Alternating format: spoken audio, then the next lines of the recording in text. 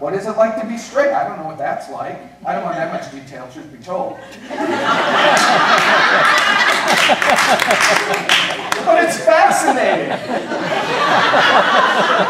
It's fascinating. Find it out, but if you like it, I don't judge you for that.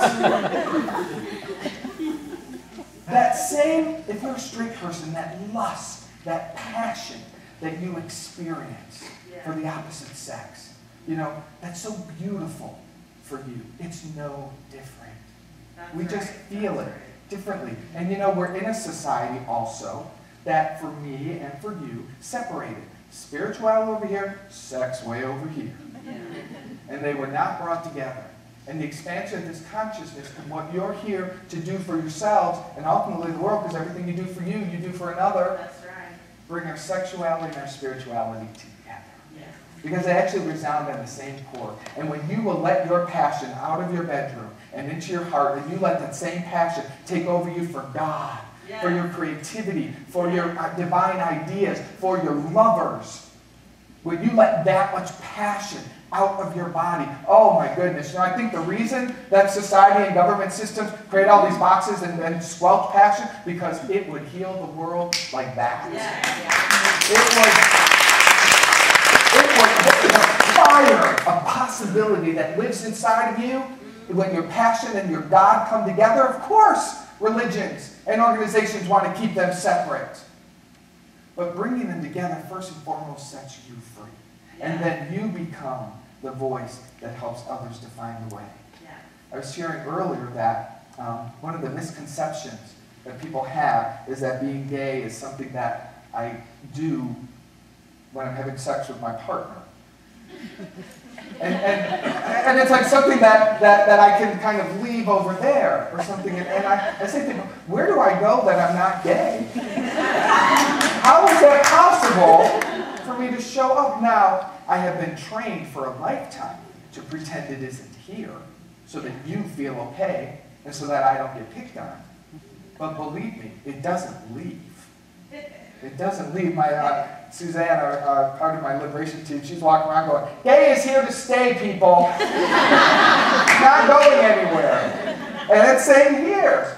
And let me tell you, when I was 3 or 4 years old, I sat there and I tell you the story. It's not remembered in exact words, but the experience was this. Watching the girls play over here and feeling like them and wanting to play with the Barbies and jump rope and do those things because that just felt like my insides, but looking like the boys and not belonging to either. And sitting there and having this knowing that I couldn't say that. How did I know at age 3 or 4 that I had to hide this? How did I know that? Now people, that is not about sex. I was 3 or 4. That was about my being, my wiring, not feeling like it was okay. So for survival, as we all do, and this isn't unique to my sexual orientation, we've all done this in certain ways. We take that fabulousness and we box it up and we put it in the closet. And then we begin the game of belonging. We put on whatever mask, we put on whatever we have to do and be so that mom likes us, dad likes us, so that we fit in. And each time we do that, we put a little part of our soul away. And then your spiritual journey and your awakening becomes reclaiming that soul. Taking it out of the closet and becoming comfortable. And the more comfortable you are, the more good you feel. That's the journey that all of us are walking together. So the way to expedite that journey, the way to support each other is by telling our stories.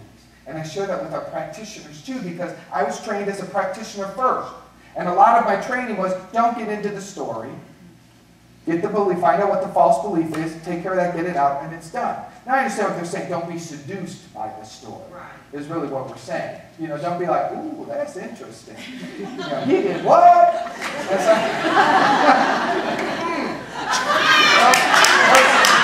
not what I'm talking about.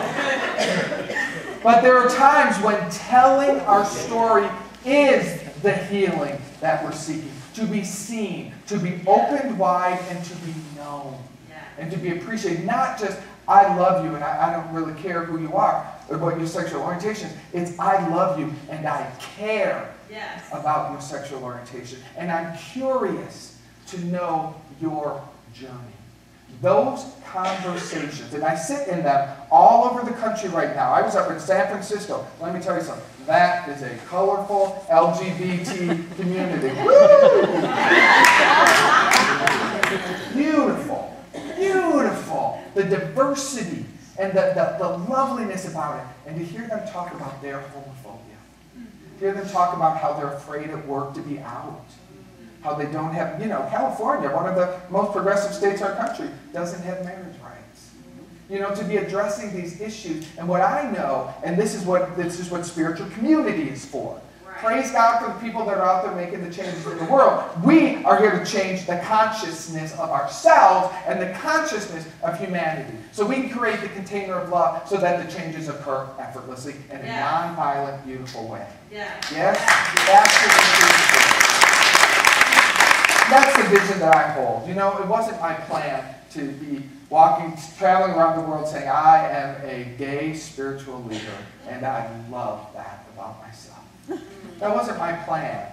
My plan was to open up a spiritual center in Chicago, which is vibrant and fabulous, and I love it, and create my home with all those wonderful things. And God knocked down my door about 1.5 years ago. He knocked down my heart and said, it's time for you to help other people the way you've been helped, because my healing came from bringing my gayness and my godness together. Yes. That's where I finally experienced a sense of wholeness for me. And now it's time to share that and help others do the same. You have the same thing no matter what you are, no matter what orientation or gender, whatever you're. Bringing all of that together is where you experience a greater sense of wholeness and freedom.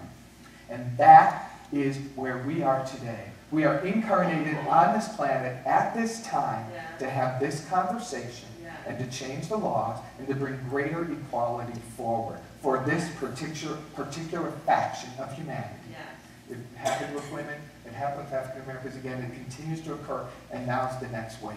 And I'm excited to be a part of it. I have a feeling that before I was born, I was like, ooh, I want to do that. In my naive spirit, I was like, that'll be fun. Same thing for you. Wherever your wound is, wherever that which appears to be a curse, is your calling. And through that portal, you will discover your God. And through that healing, you too, if you are obedient, will be pulled to help others do the same. So I invite you to consider this week, I'm giving you homework, if I may. As a substitute teacher. I ask that you awaken your